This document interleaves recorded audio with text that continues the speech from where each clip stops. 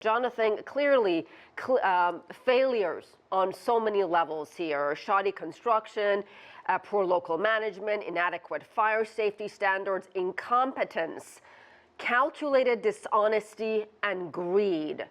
When you saw this report, what stood out the most in your mind?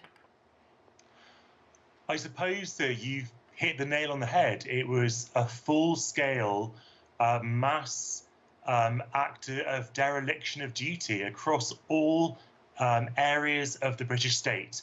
This was systemic, fundamental, universal failure. There was failure with the manufacturers who were dishonest, as the report said.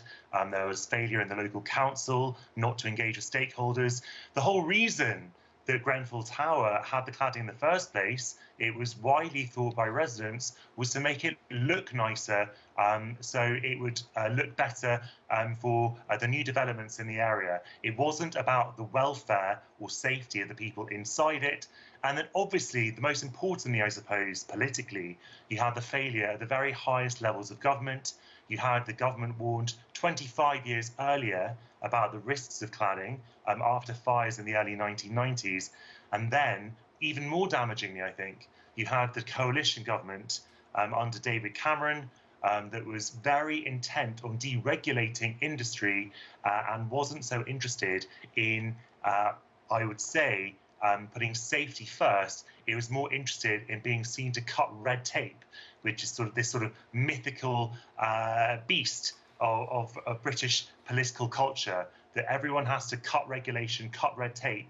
And the problem with doing that is sometimes you cut things that keep people safe.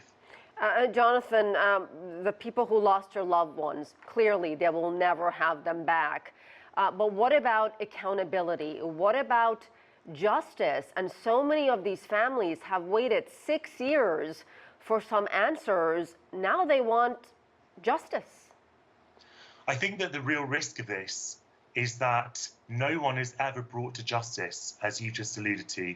And I think that the relatives of the victims are very keen for there to be some kind of corporate manslaughter charges or some kind of acknowledgement that people have done things that are criminal, and for there to be police investigations. Now, there couldn't be any kind of criminal prosecution while this report was being conducted, and obviously it's going to take some months for the police to act on the findings of this report.